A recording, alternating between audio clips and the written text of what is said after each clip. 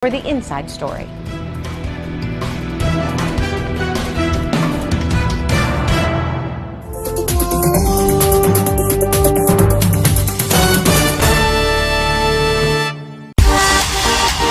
Calling out all business owners. Optimize your sales with Highland TV and the Regional News Group Luzon. Establish through e-commerce and put out your brand with the fastest rising TV and free-to-air digital channel in the region. Be our partner and call us at 074-637-3947 or send us a message at rngluzon@gmail.com or via our Facebook page.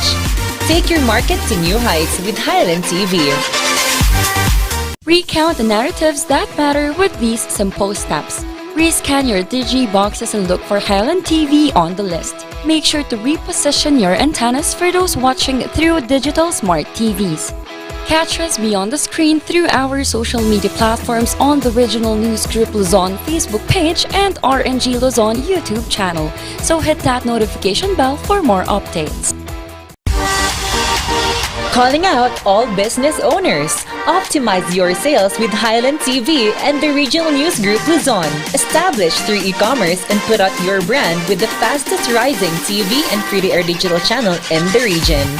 Be our partner and call us at 074-637-3947 or send us a message at rngluzon@gmail.com or via our Facebook page.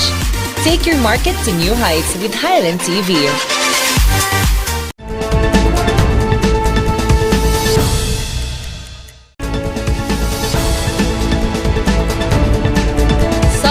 Ng mga nagbabagang balita.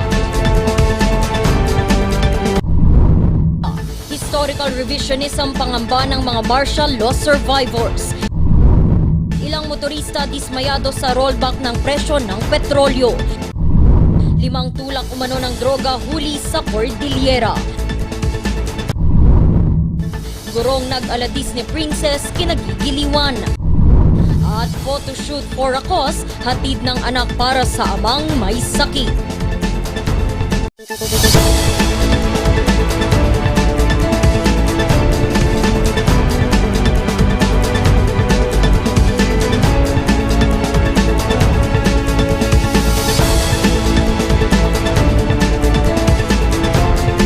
Mula sa Highland TV News Center Baguio, ito ang Luzon Headlines. Naimbaga malam maamyanan Luzon. Narito na ang mga bago at may init na mga balita. Ginunita ng mga martial law survivors ang ika-50 anibersaryo ng pagdedeklara noon ng batas militar. Pangamba nila ngayon ang pagbabago ng kasaysayan. Magbabalita Charles Limon.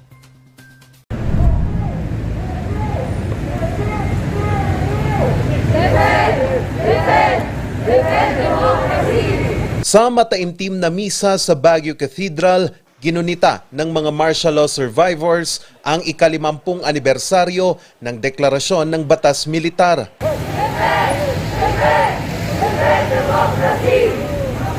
Hold tayo ng mas ngayon para alalahanin yung kanilang mga ginawa, yung kanilang struggle, yung kanilang mga sacrifices.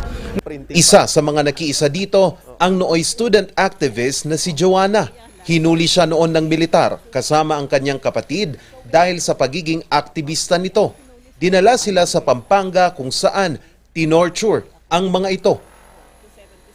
So we were in what they called a safe house for, I do not know, 2 to 3 days before we were brought to Camp Olivas in Pampanga.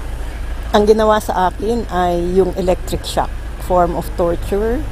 They will attach a wire to your thumb and your big toe. Then they will crank this machine. And you know, yung voltage na I don't know how many thousand volts will go through your whole body such that you are really, you know, you are writhing in pain, screaming and everything, you know. Pero matapos ang 50 taon, nagbalik sa pwesto ang mga Marcos. Kaya si Joanna, ngamba niya, mabaon sa limot ang kanilang mga kwento. We say that we should never forget and we should do a truth campaign precisely para bakahin ang historical distortions and revisionism. And we are among the most credible sources kasi we are direct victims and survivors of martial law. Upang hindi mabaon sa limot ang kanilang mga kwento, inilunsad nila Joanna kahapon ang isang libro tungkol sa kanilang karanasan noong batas militar. Nakalahad din sa libro ang mga kwento ng iba't ibang pang-aabuso na nangyari noong batas militar sa Northern Luzon. Kaya naman, nakaatang daw sa mga kabataan ngayon ang pag-aaral at pag-alala sa martial law upang hindi na ito maulit.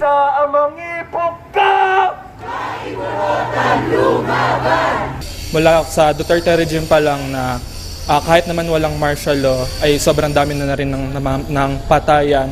Kahit ngayon sa pananambalik ni Marcos kung saan ay nag-proclaim siya na parang palalakasin niya pa yung National Task Force and Local Communist and Armed Conflict na kung saan yung NTF-ELCAC naman siya naman yung state machinery na nangre-red tag, siya yung state machinery na nangaharas or pumapatay din ng mga aktivista. Sa tala ng Amnesty International, umabot sa 70,000 ang hinuli noong batas militar. Higit 3,000 naman ang namatay dahil sa extrajudicial killings habang 35,000 din ang naitalang na torture. Nagsagawa din ngayong araw ang mga militanteng grupo ng kilos protesta sa lungsod at pagdaraos ng cultural night sa teachers camp para sa paggunita ng deklarasyon ng martial law. Pero sa kabila ng mga kilos protesta sa paggunita ng martial law, ipinaalala ng samahan ng mamamayang nagkakaisa kontra terorismo ang tunay umanong rason sa paggunita ng martial law. Sa press statement ng grupo, ipinaalala nila na ang pagdedeklara ng martial law sa bansa noon ay upang maagapan ang communist insurgency sa bansa. Nirerespeto din ng grupo ang mga kilos protesta ng mga biktima umano ng martial law. Pero dinatikos din ng samahan ang pag-aangkin ng mga batang aktivista sa mga karanasan ng mga nagdaang henerasyon noong martial law. Bagamat kasi hindi pa sila ipinanganak ng mga taong iyon, ipinaglalaban nilang sila raw ay biktima noon ng human rights. Kinilala din ng samahan ang kontribusyon ng dating Pangulong Marcos sa pagsalba ng bansa mula sa banta ng communist insurgency noong dekada 70.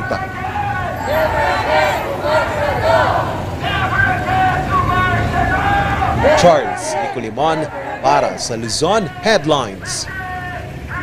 Hindi pa rin kontento ang ilang motorista sa panibagong rollback ng presyo ng petrolyo ngayong linggo.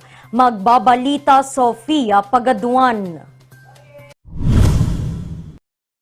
Kahit may rollback ngayong linggo, dismayado pa rin ang motoristang si Rafael. Halos 30 sentimo lang kasi ang ibinaba ng presyo ng gasolina. Kaya ang 800 kita kada araw napupunta lamang sa gasolina. Kita na, halos doon lang sa pupunta. Natok sa nung sahod namin. Halos, kunwari, nakakawin ka ng 500. Ngayon nila sa akin nila lang. Kasi, mas kami ng gastas. Sumasakay kami traffic. Pero ang 20 taong jeepney driver na si Joe, sinamantalang magpakarga sa pag-rollback ng presyo ng petrolyo. Hindi ko rin kahapon, nagkarga ako ng ng 1.6 ata. 1.6. Walang litro yun. Yung 1.6. Dahil bumaba ng 4 pesos. Para mapunduhan yung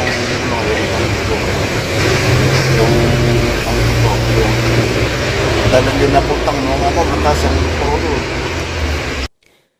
Pero sa kabila ng sunod-sunod na rollback, aminado si Joe na hindi pa rin ito sapat. Pag mag-rodo ka, matitira lang.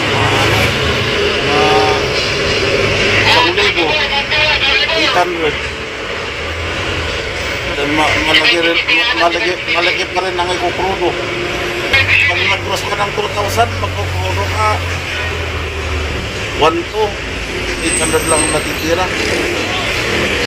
Kahapon lamang, bumaba ng 4 na piso at 15 sentimo ang presyo ng diesel habang 4 na piso at 45 sentimo naman sa presyo ng kerosene. Wala namang pinagbago ang presyo ng gasolina. Ang sunod-sunod daw na pag-rollback ng presyo ay dahil sa global economic slowdown. Ito ang pagbagal ng kalakalan sa buong mundo gawa ng pandemya at girian sa pagitan ng Russia at Ukraine. Dagdag din ito ang pagtaas ng interest rates sa mga central banks ng ibang bansa lalo na sa bansang Europa at Amerika. Kaya sinisilip ngayon ng Department of Energy ang mga alternatibong pagkukunan ng enerhiya ng bansa. Hihid po natin na assurance ng supply, meron po talagang mabibili bagamat may kamahalan lang. Kaya nga po sinasabi ng mga oil companies na may premium sila. So ang ginagawa po natin ngayon, in the meantime, o kahit walang problema sa supply o sa presyo, patuloy pa rin po yung ginagawa nating energy conservation. In the long term, pwede din po tayong gumagawa ng mga continuing policies para i-explore po natin yung mga indigenous resource. Sabi ko nga kanina po, sir, na naka-dependent lahat tayo sa imported fuel. So, Simula Enero ngayong taon, nasa 16 pesos and 50 centavos per liter na ang itinaas ng gasolina at ang presyo nito ay umaabot na ng 66.55 hanggang 73 pesos. Nasa 34 at 80 centavos naman ang itinaas ng diesel at ang presyo nito ay umaabot mula 68 pesos hanggang 84 pesos and 79 centavos. 29 pesos and 90 centavos naman ang itinaas ng kerosene. Sofia Pagaduan para sa Luzon Headlines. Timbog dahil sa droga ang 5 individual sa Cordillera.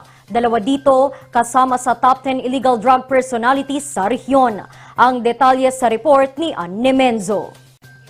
Para maipagamot ang amang may sakit, isang photoshoot for a cause ang sinimulan ng isang mapagmahal na anak. May kwento si Jody David.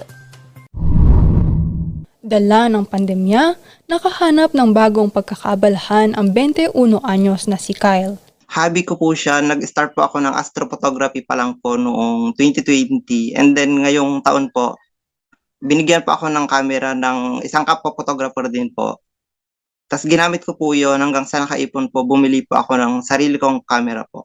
Ang kinahiligang ito, pinagkakitaan na rin niya dahil sa pag-part-time niya bilang event photographer. Pero hindi lang pala niya dito magagamit ang natagpuang hobby. Kamakailan lang kasi, isang photoshoot for a cause ang kanyang sinimulan para sa ama. Noong September 10 po, nandun po siya sa kusina. Tapos nahilo po siya, kaya tinakbo po siya sa hospital po. Tapos sinabi po na mild stroke po siya. Nakita ko po sa Facebook po, may gumawa na rin po nito noon na kapwa-photographer din po.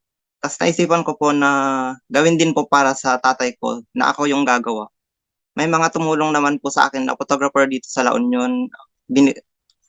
Sila po yung nagpo-photoshoot po sa ibang lugar po. Tapos sumasama rin po yung iba sa akin dito sa Agao, La Union po. 5 hanggang 7 litrato ng mga customers ang kanyang kinukuha sa halagang 50 pesos. Malaking tulong ito sa mataas nilang bayarin sa ospital at iba pang gastusin sa bahay. Kasi kaming mga pinaalaga sa amin. Tapos nagtatanim din po kami ng mga gulay. Pero hindi pa po sapat yun para sa amin. Opo, siya po ang talagang nagpro-provide ng kinabubuhay po namin. Panandalian na rin niyang itinigil ang kanyang pag-aaral para makaipon ng pera. Bagamat minsan ay 50 pesos lamang o kaya walang kitang na iuuwi si Kyle, hindi niya ito iniinda. Kami naman po yung nagbigay ng tulong, may mga nag-send din po ng warm message. Tapos sinabi po nila na magpaka-strong po kami. Tapos yung iba po nagbubuk na rin po ng mga photoshoot po para makatulong daw po. Umaasa si Kyle na mas marami pa itong makuhang raket at mas marami pang magdasal para sa lalong madaling panahon, maibalik na ang dating lakas at sigla ng minamahal na ama. Isa lamang si Kyle sa mga anak na gagawin at isasakripisyo ang lahat para sa pamilya. Jody David para sa Luzon Headlines. Susunod, guro na nag-aladis ni Princess kinagigiliwan. Yan at iba pang mga balita. Abangan!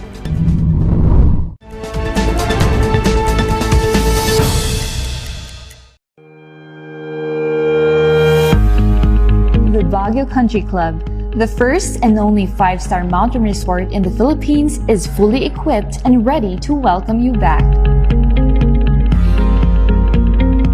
The club has thoroughly worked on adapting to the new normal. The usage of any of the facilities and amenities of the club is governed with specific rules, regulations, and procedures in accordance to the medical, physical distancing, and disinfecting protocols. And as you return back here to your second home and make new memories with us, we assure you that at the Baguio Country Club, you do not have to worry because we can assure you that the club continuously puts great importance to the health, safety, and wellness of its members, guests, and employees. Coronavirus. Dahil dito, may mga bagay na hindi mo na magagawa. Ngunit, may katuwang ka. PDA or Pau de Arco Herbal Capsule na may antiviral quercetin at immunity booster. Mag-PDA or Pau de Arco Herbal Capsule araw-araw para iwas sakit, iwas virus. PDA. Proteksyon, depensa, alay sa kalusugan. PDA or Pau de Arco Herbal Capsule is available in all leading drugstores nationwide. Another quality product of Aldrich Corporation.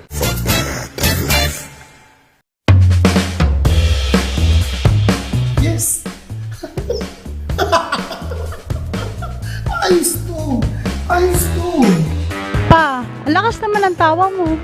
Sino ba namang hindi matutuwa dito sa online shopping service at cash on delivery ng TG Home Builders?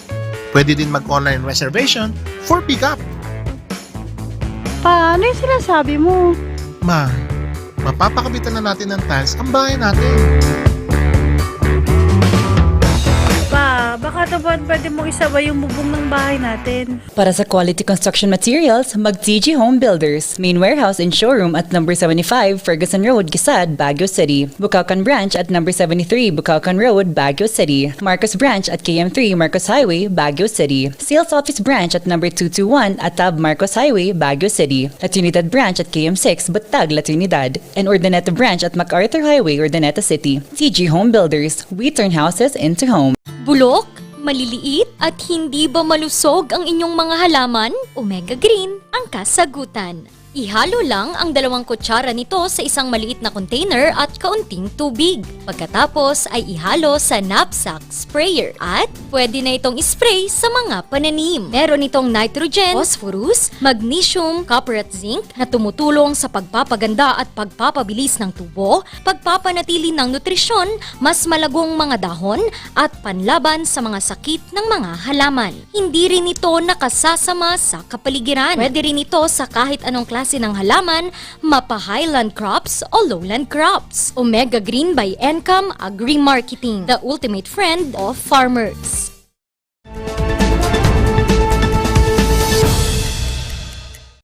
Naging mala-Disney movie ang klase ng mga kindergarten sa San Jose del Monte, Bulacan. Nag-ala Snow White at Elsa kasi ang kanilang guro upang maengganyo ang kanyang mga estudyanteng mag-aral. Kilalanin natin siya sa kwento ni Alec Ralustian.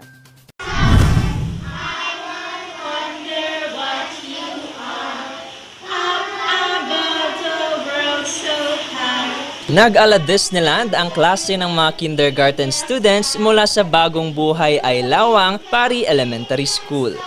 Ang guro kasi nilang si Teacher Neri nagsuot ng espesyal at kakaiba para salubungin ang mga estudyante nitong balik eskwela.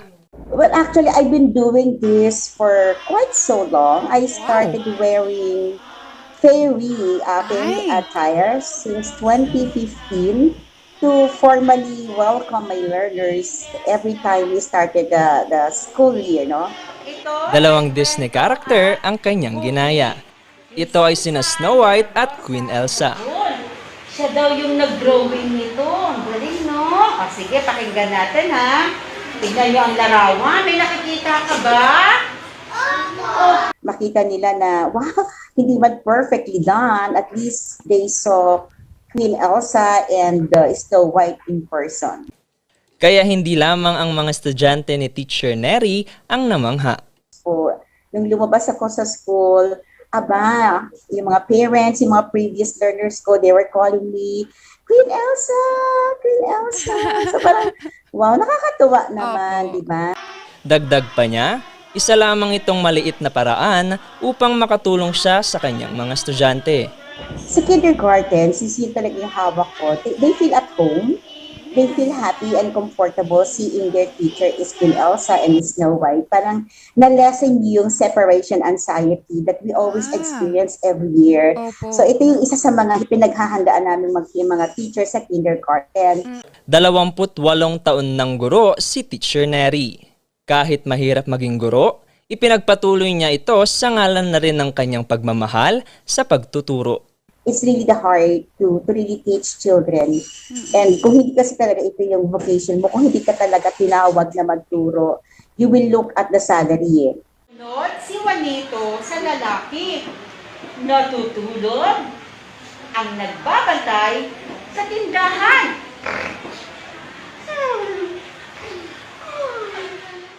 Payo ni Teacher Neri sa mga kapwa-guro, maging masikap lamang sa pagtuturo para sa mas magandang kinabukasan ng mga kabataan.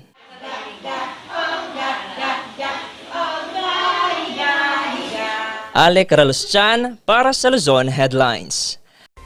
Ipinagdiwang ngayong araw sa Baguio City ang ika-6 na taon ng Pandegka. Target ng mga alagad ng sining sa lungsod, makuha ang titulong Creative Arts Capital of the Philippines.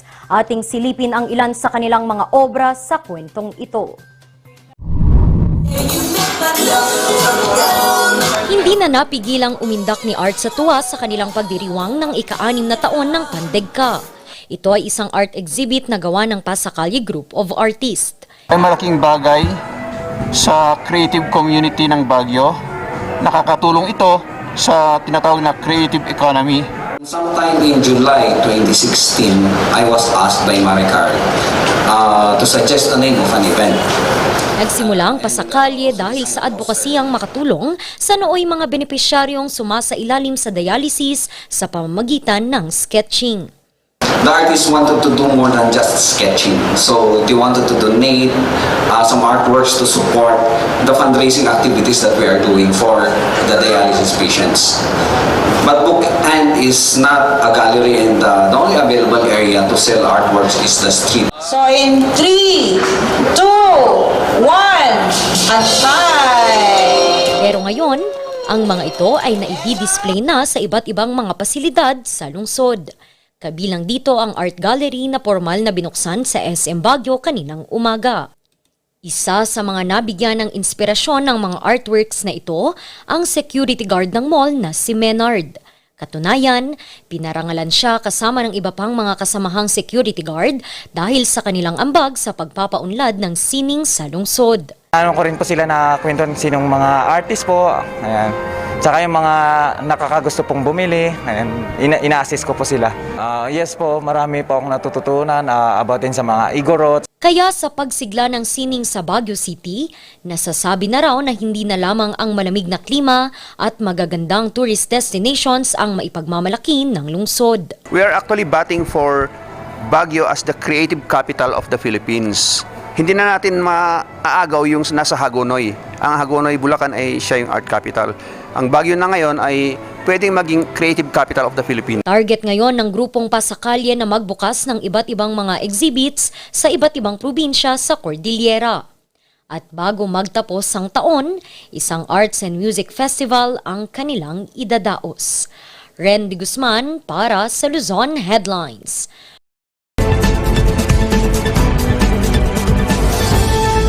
Nag-umpisa na ang face-to-face classes.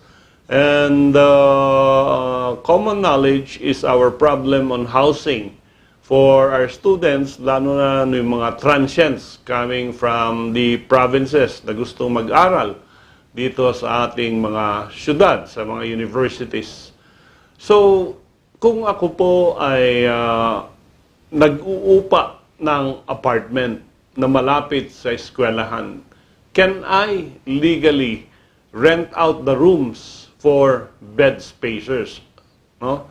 Meron tayong Rent Control Act of 2009 At ang sabi ng Rent Control Act, Section 8 dito, hindi pwede na yung umuupa ng isang building, ng isang apartment, ng isang bahay, ay kumuha ng bed spacers or pwede niyang ipaupa yung mga kwarto without the written consent of the owner or the lessor of the property.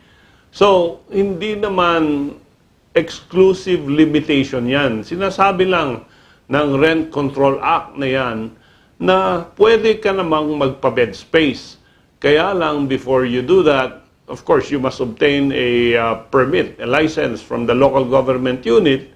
And more important, you must get the written consent of the owner of the building or the lessor of the building para ikaw ay makapag-accept ng bed spacers. If you fail to get a written consent at pinabed space mo yung inupahan mong apartment, then that becomes a ground for judicial ejectment. Pwede ka nang patanggal through the courts. And ito yung Section 9 ng Rent Control Act at sinasabi niya ang assignment of lease or subleasing of residential units in whole or in part, including the acceptance of boarders or bed spacers without the written consent of the owner or the lessor is a ground for judicial ejectment.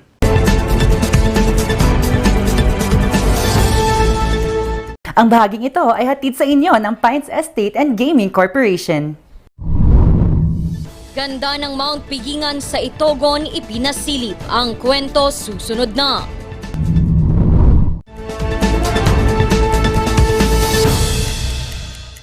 Ang maagang konsultasyon ay mahalaga sa pagpuksa ng sakit na dengue.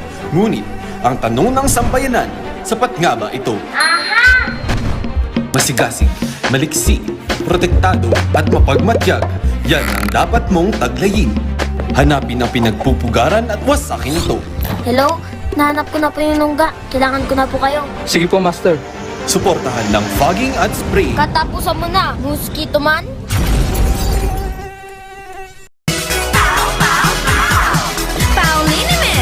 Masakit ba ang likod, ang kasu-kasuan?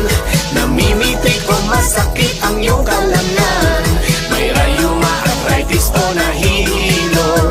May stiff neck, flatulence o masakit ang ulo? Sa Pauliniment, ginhaway, garantisado. Pauliniment, isang pahid ka lang. Dahil walang out sa Pau!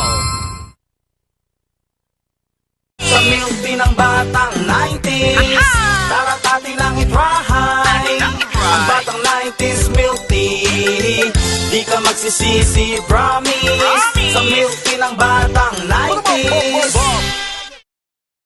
Mazar Music offers a complete line of musical instruments.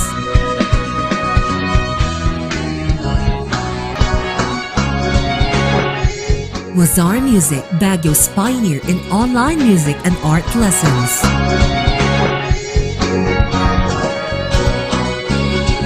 Mazar Music, bringing music closer to your hearts.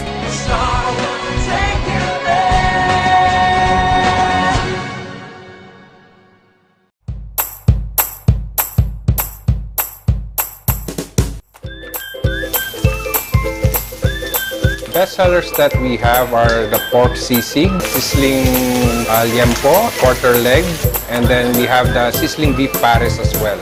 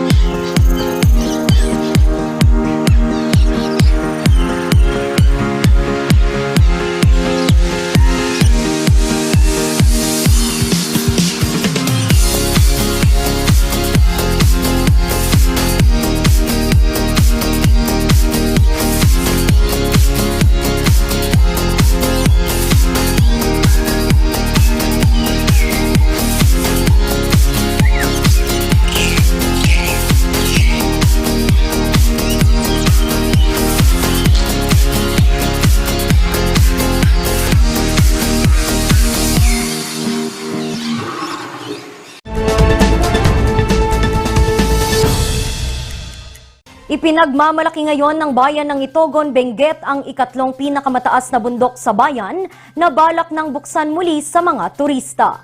Kung ano ito, silipin sa kwento ni Sofia Pagaduan.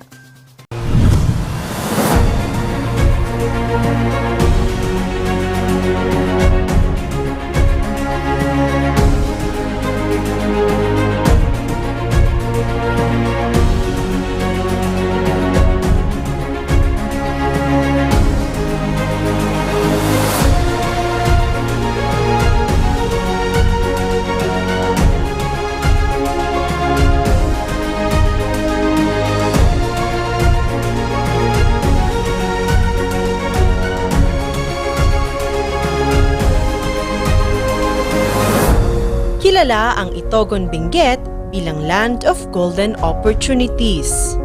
Bukod kasi sa maganda at makulay nilang kultura, ipinagmamalaki ngayon ng bayan ang kanilang mga matatarik at nagtataasang mga bundok.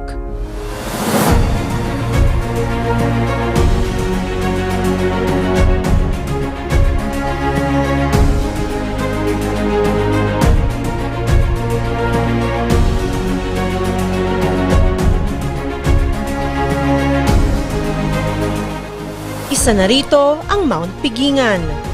Sa taas na 1,328 meters above sea level, matatanaw ang magagandang tanawin at duntiang mga puno. Halos 4 na oras ang lalakbayin paakyat ng Mount Pigingan. Ito daw ang dating daanan ng tao papunta sa San Nicolas, San Manuel. Kahit yung tao noong galing sa Ramgabayan, Ramhir, ito raw ang dadaanan nila. Pagsabihin ng mga yung nauna para lulusot dito kasi walang daanan. Yung evaluator nga piging mo para lulusot tayo. Pati yung mga hayop nila, ipiging mo, sabi ng evaluator. Mount Pigingan po, medyo mahirap talaga ito. Medyo mahirap akyatin, no? Pero dito sa Mount Pigingan, marami ka kasing view. Matatanaw mo yung Mount Ugo, and then yung mga, ayan oh, yung Ilog Agno. Diba, paakyat tayo, nakikita natin yung Ilog Agno.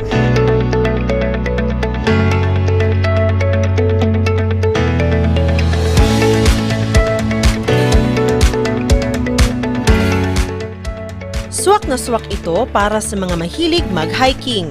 Ikatlo ito sa mga nagtataasang bundok ng bayan gaya ng Mount Ugo at Mount Ulap.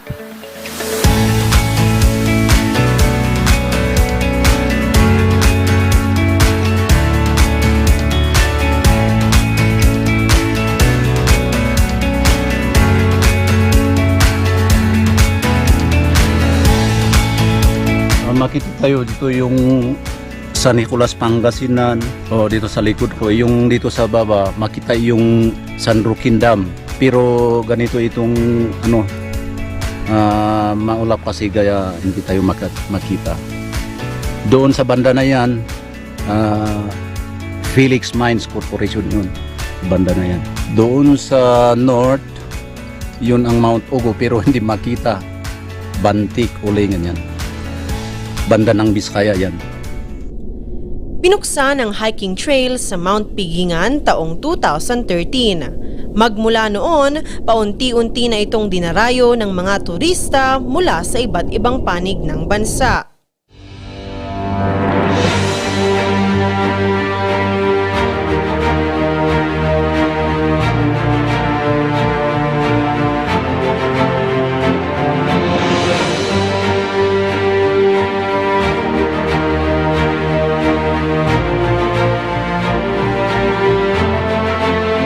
Bago magpandemya, talagang maraming dinagsaho itong Mount Pigingan. Almost may pumapasok na Saturday, Sunday in holiday, may pumapasok isang araw, may 100. Meron pa yung 100 plus. Bagamat bumabawi pa rin ang Barangay Dalupirip mula sa pandemya, umaasa silang unti-unti muling makilala ang pinagmamalaki nilang Mount Pigingan. Kaya sa mga gustong hanapin ang sarili sa pamamagitan ng hiking, Idagdag na sa bucket list ang Mount Pigingan ng Barangay Dalupirip, Itogon, Benguet.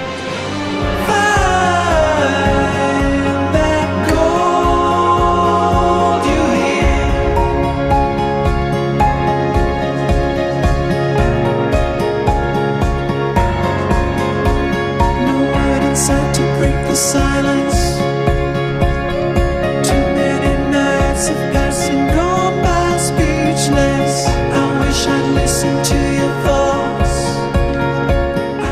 Sofia Pagaduan para sa Luzon Headlines. It's all written in the stars. We're unable to change who we are. At yan ang mga balitang nakalap ng Luzon Headlines ngayong araw. Muli, maraming salamat at magandang gabi sa ating lahat.